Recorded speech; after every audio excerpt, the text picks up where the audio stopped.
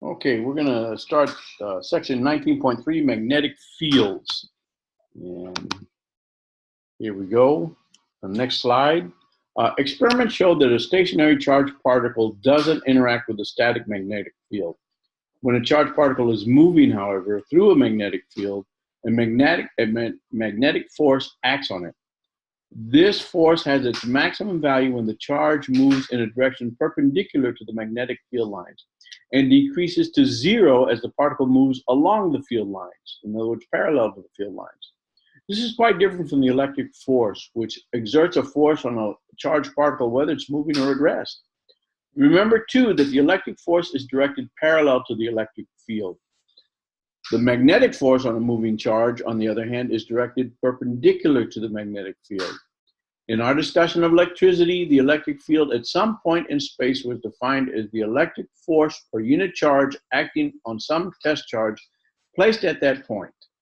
In a similar way, we can describe the properties of the magnetic field B at some point in terms of the magnetic force exerted on the test charge at that point. Our test object is a charge Q moving with velocity V. It is found experimentally that the strength of the magnetic force on the particle is proportional to the magnitude of the charge Q, the magnitude of the velocity V, the strength of the external magnetic field B, and the sine of the angle theta between the direction of V and the direction of B. These observations can be summarized by writing the magnitude of the magnetic force as shown here. Force equals QVB sine theta, where Q is the charge, V is the velocity, B is the magnetic field, and theta is the angle between the velocity vector and the B field.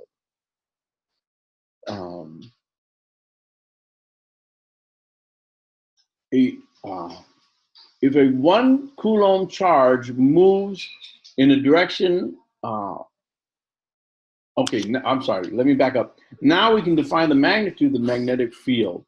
And that is, B is defined as the force divided by QV sine theta. The units are Teslas or Webers per meter squared. We won't use Webers per meter squared much. We'll stick with Tesla. If a 1 Coulomb charge moves in a direction perpendicular to a magnetic field of magnitude 1 Tesla with a speed of 1 meter per second, the magnetic force exerted on the charge is 1 Newton. We can express the units of B as shown. B is equal to Tesla, is equal to Webers per meter squared, is equal to Newton per Coulomb meter squared, and it's also Newtons per amp meters. Okay. In practice, we often use the CGS unit for magnetic field, the Gauss. The Gauss is related to the Tesla through this conversion. 1 Tesla equals 10 to the 4 Gauss. Conventional laboratory magnets can produce magnetic fields as large as about 25,000 Gauss, or 2.5 Tesla. Superconducting magnets that can generate magnetic fields as great as 3 times 10 to the 5th Gauss, or 30 Tesla, have been constructed. These values can be compared with the small value of Earth's magnetic field near its surface, which is only about half a Gauss, or 0.5 times 10 to the minus 4 Tesla. From the equation for the force on a moving charged particle in a magnetic field, you can see that the force has its maximum value when the particle's motion is perpendicular to the magnetic field, corresponding to theta equals 90.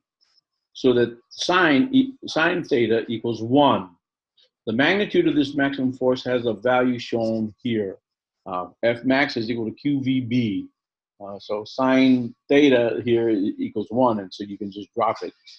You can also see that F is 0 when V is parallel to B, corresponding to theta equals 0 or theta equal to 180. So no magnetic force is exerted on a charged particle when it moves in the direction of the magnetic field or opposites of field. Okay, experiments show that the direction of the magnetic force is always perpendicular to both V and B for a positive charged particle, as shown in the left and middle figures. To determine the direction of the force, we employ the right-hand rule number 1. And I'm going to show you a different one, but I'll show you this because it's in the book. Point the fingers of your hand in the direction of the velocity. Point the fingers of your right hand, curl the fingers in the direction of the magnetic field, moving through the smallest angle as shown in the figure on the right. Your thumb is now pointing in the direction of the magnetic force exerted on a positive charge. Okay, now that is the book's right-hand rule. I use a different one, and I'm going to stop the share and kind of zoom out.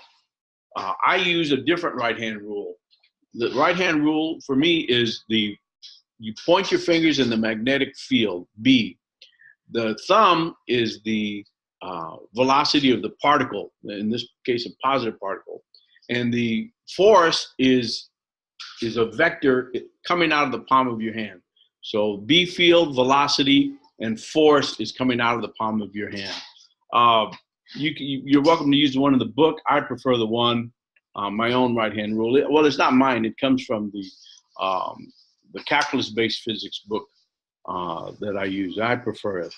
But that's it for this section on magnetic fields. The next section is 19.4, motion of charged particles in magnetic fields. So let's